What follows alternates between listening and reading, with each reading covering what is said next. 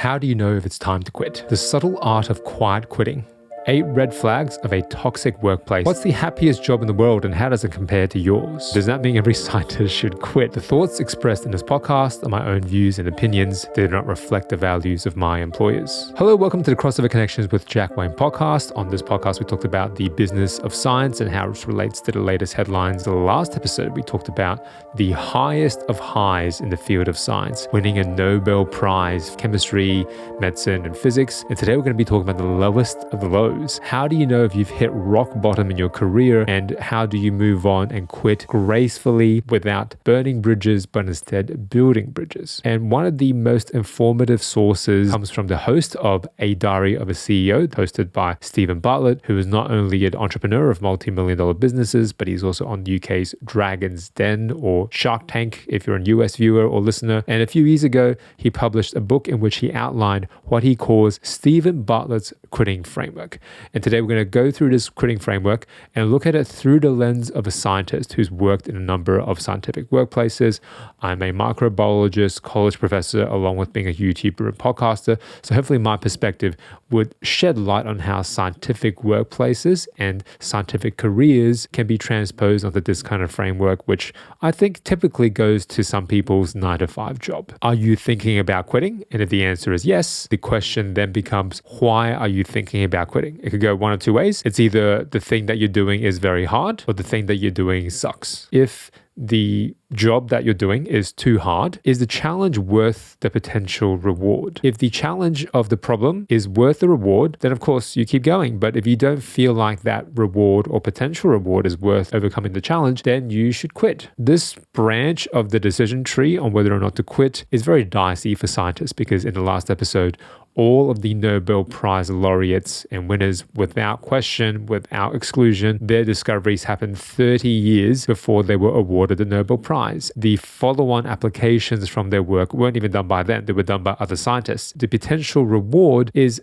decades in the future. So in the moment, if you're in a bad workplace, it's very difficult to see the lure of a potential reward as a reason for staying. If the challenge of a scientific workplace, solving a problem, trying to drive innovation in a way that no one in the world has ever done before, if you don't see that intellectual puzzle as being worthwhile on its own, and you're looking for some other intangible outcome, reward, whether it be monetary or recognition, that is not going to come in the short term. Does that mean every scientist should quit? That's not what I'm saying. You need to give yourself a looser definition and a broader definition of what a reward counts as in science. It won't be monetary in all likelihood. It will probably have to be personal and intellectual satisfaction. And hopefully you're working in an environment where your peers and your supervisor and your boss are very supportive, and that team mentality that fosters networking and collaboration, that should be the reward that propels you forward.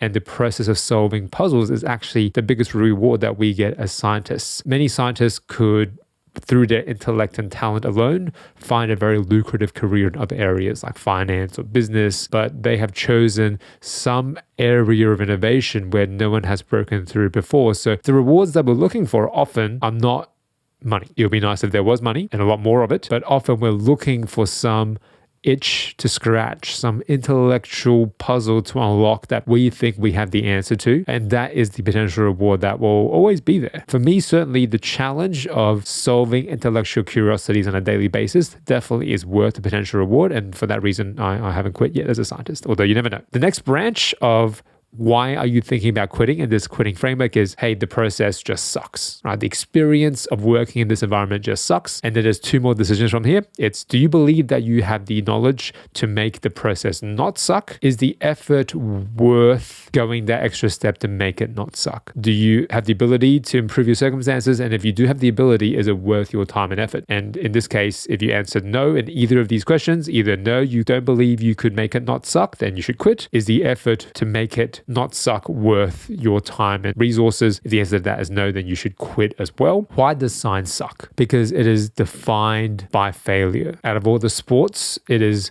the closest parallel to baseball. If you have a hitting percentage of close to 30%, you're considered to be a world-renowned home run hitter, a maestro in this field. The sad thing is scientists have a hit rate even lower than that. I think conservatively 1 out of every 10 experiments probably works. If you're not emotionally adaptable to accept the reality of how infrequently experiments work out, then you are not able to cope with the suckiness of science, to make it sound highly technical, of course. So then it becomes incumbent upon the mentor, the supervisor, or the boss, infuse your research and scientific environment with that understanding. It's about managing expectations. As a supervisor, you need to go in and say, look, 9 out of 10 times, everything you do will fail, but it's my job to make sure you understand how to learn the most you can from those 9 failures, so that when you do get the one true success that comes along, the one experiment that works, you know how to interpret the right signals, and you don't lose that result amongst all of the other noise. That's my job. You could argue it's also the job of the supervisor to maybe provide some level of emotional support, some type of camaraderie, building a team environment, any individual researcher, so that it feels collaborative, that any single failure doesn't feel like it's one person's specific fault. And it's a big responsibility. It's not a small thing. Is the effort it would take to make it not suck worth it? The reward, again, has to be that intellectual curiosity, has to be the ability to face new problems. I do know many scientists who have decided to quit science, but stayed in science long enough to extract all the most valuable skills from the whole process. And whatever they've gone on to, business, law, consultancy, they are much more effective at those roles than people without a scientific training, because they are able to adapt and respond to signals from the experiments they're conducting within a new context, and to make the right decision going forward. So I think the quitting framework implies that we should be quitting more frequently than we are traditionally led to believe we should. You shouldn't really be quitting until you see some kind of tangible result. In science, the timeline for accepting what counts as failure has to be longer, because again, 9 out of 10 things you do in science conservatively will fail. The previous episode, which is linked here if you're watching the video portion of the podcast, talks about all the Nobel laureates and all the 10, 20, 30 years they had to wait until their research was recognized. Nobel Prize winner for medicine, Katalin Kariko, was actually demoted instead of promoted 4 times. And all of them talk about the resiliency they had to forge on their way to making a discovery that would change the course of their field. So within our field, quitting is not so simple to read the signs, because we probably don't have the leverage to be able to make the process not suck by ourselves. And there's a lot of effort involved in overcoming any kind of suckiness or any kind of challenge. And the rewards are largely internal. They're not external or extrinsic. All of these things need to be given a longer runway. Maybe not 10, 20, 30 years, but you do have to be at peace with all of these variables. The average number of careers most people have in this day and age is 3 to 5. I'm not talking about 3 to 5 jobs. I'm talking about 3 to 5 completely different careers doing completely different things. If you quit, you should try to form new bridges rather than to burn them. And the best way of doing that is to make sure you've got a tangible outcome before you quit. That outcome can be something very concrete, like a publication, presentation at some public venue, a reference from someone in the lab, someone in your research environment, something tangible that you leave with. Try and leave in a relative position of strength rather than leave feeling like it was a complete waste of your time, a complete bust, and you aren't able to explain at your next job exactly why you left the current job that you're holding and thinking about quitting. Quitting has been around for a very long time, but it has caught the buzz like many things these days because of TikTok. The phrase quiet quitting has really emerged and taken over large swaths of TikToks. And this article talks about 3 millennials outlining their experience of quiet quitting because they don't want to overwork themselves anymore. A real dangerous phenomenon or a really healthy phenomenon depending on who you speak to. Obviously, the bosses, the CEOs think quiet quitting is very dangerous because quiet quitting essentially means you will do the bare minimum. You will do all the legally mandated hours. You will do what is asked of you, but nothing more, nothing less. You're not going to go the extra mile. You're not going to try and answer emails or pick up the phone after hours. You do your job and that's it. On one hand, yes, that's very good for your work-life balance, but from the scientific workplaces that I've been around, this is not compatible because your experiments will fail so frequently that it is those after hours decisions and that after hour work that will let you make slightly less failure-ridden decisions and increase your success by maybe 5 to 10% of the time, which will save you a whole lot of time. It doesn't have to be for your whole career, but certainly in the early days of a scientific career, you need to spend the cognitive effort to really think about what you're doing to minimize your chance of having so many failures every single day. The idea of quiet quitting is described in a slightly different manner, of course, by some people. One of these millennials says, quietly quitting comes back to setting your boundaries about what your outputs are going to look like at work. And for some, that might mean doing the bare minimum, but for others, it just means not burning out. You could call quiet quitting by a number of different names. The comedian Josh Gondelman on Twitter talks about quiet quitting as essentially mailing it in, putting in a token effort. The idea of trying to strive for work-life balance is an admirable one. I would love being able to achieve work-life balance and still finding success in my career. Scientists are in a field where work-life balance doesn't really exist in a tangible, meaningful, and more importantly, consistent way for everyone. One person's idea of balance is very, very different to another person's idea of balance. Quiet quitting, you could say there's nothing legally wrong with it because they're doing the minimum. It can very easily trigger some underlying insecurity you have about your work, fall into what's called loud quitting. This transition can happen imperceptibly. You are going through the process of quiet quitting because at some level you're not satisfied with your job. Over a long enough period of time, when people are noticing that you're not maybe giving your all, you're not as all in as you should be or as all in as you were at the start of your job, the workplace will become a little tighter, a little bit more uncomfortable for you. Before you know it, you could feel like you're more dissatisfied at your workplace than you ever were before in a blink of an eye. And in fact, 1 in 5 employees, according to the study, are what we call loud quitting. What is loud quitting? Some point along the way, the trust between employee and employer was severely broken, or the employee has been woefully mismatched to a role. And loud quitters directly harm the organization, undercutting its goals, opposing its leaders, and only 23% of survey respondents consider themselves to be thriving or engaged at work. So line between quiet quitting and loud quitting is very, very thin. We can all step into loud quitting maybe accidentally if you're feeling particularly disgruntled and it's bringing up all of these implicit feelings out to the surface against your will, potentially just having a tough day at work, or the insecurities or the reasons you haven't been putting in the full effort just manifest themselves. It really is quite a risky proposition for you. Before you know it, you could become quite belligerent at work and your progress can be stalled. That's the risk with quiet quitting. It can veer into loud quitting before you know it. Within a scientific perspective, it is very hard to do the bare minimum and get by. The experiments take so long to do by and large. The amount of cognitive processes, the amount of thought that needs to go into doing very, very simple experiments day in, day out. That is not something you can put on the back burner. And also things are always changing, right? Innovation is defined by how little things stay the same over time.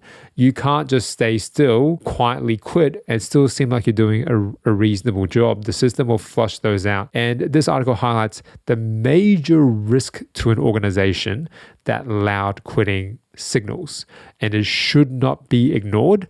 And actively disengaged employees will not only make themselves have a worse time at work, they will also influence all those around them and make it harder for them to do their jobs. This is now bled over into a phenomenon on the employer side called quiet cutting. If we follow the trajectory, quiet quitting can bleed over into loud quitting. And loud quitting is the instigator for employers to launch quiet cutting. What is quiet cutting? Very simply put, a role reassignment, change of an employee while serving continuously within the same agency from one position to another without promotion or demotion. Reassignments can be made with an insidious underlying intent to quietly cut them without paying costly severance packages. Meta, when they were firing and making all these layoffs last year and this year to all their employees, they had to pay out $4.2 billion in terms of restructuring costs, with a large chunk of that going towards severance packages for employees they had to fire. But if employees were quitting, then all of those severance packages no longer becomes an issue. They didn't have to pay it. So what could they do to force you to quit of your own volition? 3 things, apparently. If your reassignment is well below the pay or skill level you currently have, so it makes you feel like you're not being utilized to your fullest. Secondly, they could force you to relocate when your boss knows very clearly that you don't have the flexibility to do that at the present point in time. You either have family or care responsibilities, or you can't afford to do so. That could be another way to force you to look for a different job. Or they could put you in a division that is rumored to be axed next. And if the whole division is rumored to be axed, you might want to leave first and beat the rush of people who are going to be axed to try and be the first one to find a job and land on your feet. These are all signs that you're on the end of a quiet cut. Someone argued that it doesn't matter what you do, if you quietly quit or loudly quit. If a company is going to cut jobs, maybe that just comes from a report they farm out to McKinsey or Bain, one of these consultancy companies, to tell them, hey, you need to cut 10% of your workforce. But nevertheless, that's out of your control to a large extent. What you can control is to make sure your actions don't directly lead you to be the victim of a quiet cut. Again, quiet quitting is a stone's throw away from loud quitting, which is not that far away from quiet cuts. And before you know it, you have to reinvent yourself all over again. And in science, quiet cutting is not really a thing because a lot of our work is funded by grants that have a natural built-in expiry date. Many of our salaries are paid by fellowships, which again have a built-in expiry date, 3 years, 5 years if you're really, really lucky. So at the end of the 5 years, if you haven't proven your worth, you haven't published enough papers, you haven't attracted even more funding, hey, they don't have to pay you any severance. You were only ever a contract employee. The sector is full of quiet cutting by default. It really does you no good to quietly quit because you will be judged by the system implicitly at the end of the process. So I wouldn't recommend that you quietly quit. I would recommend that you see an exit and you map out the KPIs that you want to meet before you get to that exit and try and leave with as much leverage and career capital that you have to step up to another opportunity. But what if you don't have the luxury to wait for that and you are in what is called a quote unquote toxic work environment? This is an article from Forbes that talks through 8 lesser known red flags of a toxic work environment. And I'm going to see how many of these line up with a scientific workplace. Red flag number 1, a lack of transparency. A major red flag for a toxic work environment is a lack of transparency because every employee needs to know how a company they work for is doing and how what they're working on is contributing to the larger picture. Red flag number 2 is unmotivated co-workers. If there's ineffective communication, low trust and respect for one another, stifle growth, cliques and biased treatment, these could all be a red flag that you're working in a toxic environment. These first 2 red flags, a lack of transparency and unmotivated co-workers, go hand in hand. A lot of science labs are ruled by intellectual property, and different researchers in the same group are working on different projects with different intellectual property. So legally, they shouldn't be collaborating. They shouldn't actually know what's going on in the other research project because there's all of these other intellectual property implications on who owns the discovery if it ever goes to market. Legally, they can't know what's going on. In that kind of environment, there could be more secrecy. There could be a little bit less trust. Doesn't really breed an environment of collegiality. It breeds an environment of very competitive internal politicking. This is kind of baked into the cake when you're trying to push the envelope and you're trying to innovate and you're trying to win the race on a global level. Yes, this is clearly a red flag that the work environment is not a stress-free one, but this should not be the deterrent for you to go into science. This is kind of built into the fabric of the industry that it's very, very competitive, but it's also very, very exciting. It's a dual-edged sword. Red flag 3, no recognition for your work. Employees aren't given recognition for their work, which diminishes motivation and morale over time. And 4, the manager has a poor attitude. A negative boss can make even the most enjoyable job miserable. So those 2 things are connected. No recognition for your work. Recognition likely comes from your boss in some capacity.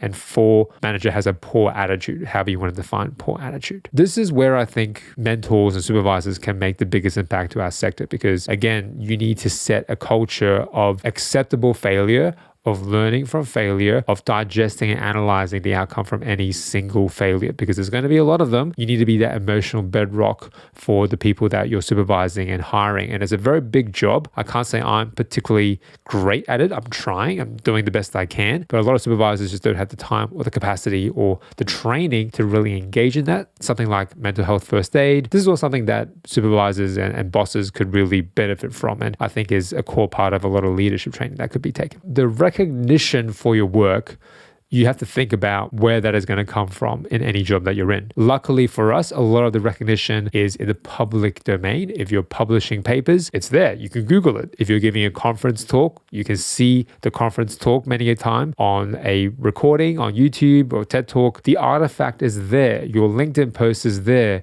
Your paper is there. So recognition is one of the most transparent things. So then it's not the extrinsic recognition of your work, is that intrinsic recognition that you're doing a good job. Yes, should come from your boss at some level, but it needs to be coming intrinsically from yourself. You need to know within your bones what counts as success to you, because the system will never be able to fill that hole for you. The system is one that always wants more, and all workplaces want more. So having a good center of balance as to what you consider to be success and what kind of people you choose to surround yourself with, that is what I would focus on. Red flags 5 and 6 are also connected. No clear direction on your projects. Managers aren't giving you a clear sense of direction. There's some level of micromanaging or not enough micromanaging, and unstable work-life balance. If the project direction keeps changing, timelines will start spiraling out of control. You won't be able to meet deadlines. Before you know it, you don't have a good work-life balance. And this is also connected to red flags 7 and 8. Scope creep, where the slow process over time, more work, unnecessary requests, or expand beyond your contract's initial bounds. And it could fold onto the request to multitask more and more. During meetings, you should be doing this other thing, and it's never enough. This is all something that's very commonly found in scientific environments. Work-life balance, or a lack of it, always needing to do more beyond what you're asked. So having to multitask to be able to fit everything in. But if I can push back for a moment on how much of a red flags these supposed red flags are, the idea of scope creep is an interesting one. In science, you should be the one to define the scope. That is what people are hiring you to do. They're hiring you to be the intelligentsia that will push the thinking envelope forward in your discipline. You should be the one to constantly be expanding the scope. And this ties back to another red flag where there's no clear direction. Over time, as the boss, I should no longer have to give a scientist that much direction, because they should be telling me how they can be most effective at their jobs. If you're feeling like you're being micromanaged a lot and there's no clear direction on projects and the scope of what you're doing doesn't seem to be within your control, yet you could be in a toxic work environment. But secondly, I think you should think about why you don't have more control over your project. Why you are not dictating the scope and the parameters of what you're doing day in, day out, because you should be aspiring to be a leader in the field. Think about what you can control, how much of that is really within your grasp, and how much of that is something that you should really think about finding a new workplace to let you thrive in at a higher level. Amidst all of this talk of negativity, of all these jobs that aren't particularly great and toxic and detoxing and quiet quitting, loud quitting, let's look at the other end of the spectrum. What is the happiest job in the world? Because according to this new research, you get to see the fruits of your labor. Construction workers have the highest level of self-reported happiness of any major industry category, according to a survey of over 57,000 employees from 1,600 companies. And the reasons that they cite construction work as being the most happy profession: there is an interpersonal element of the job on construction sites, widely recognized for strong bonds among on-site personnel. They also have the ability to access a wide swath of professional organizations and other analogous industries to help them upskill. They can build meaningful relationships with co-workers. Can we take that lesson away from construction work and imbue it into scientific workplaces? Can we foster a more collaborative environment? Can we give people more visibility as to the different types of skills they can learn? Can we also allow them to feel like they're always moving towards something, that they're never stuck, they're always progressing towards innovation? I think these are the ingredients that we can take on board in any kind of work that we're doing. And in science, we certainly shouldn't all quit, irrespective of the difficulties in overcoming failure and having to mitigate all of those insecurities and emotional toll. I think keeping these three things in mind, feeling like you're moving towards a direction of any sort, being part of a collaborative team, and being able to learn something new every single day, I think these things will allow us to thrive and survive for much longer in these very important sectors in science, discovery, and innovation. The ideas of job interviews and how scientists in particular struggle with job interviews and how we can bounce back, you can find that video linked up here. I'm Jack. Hope to connect with you again in the next episode.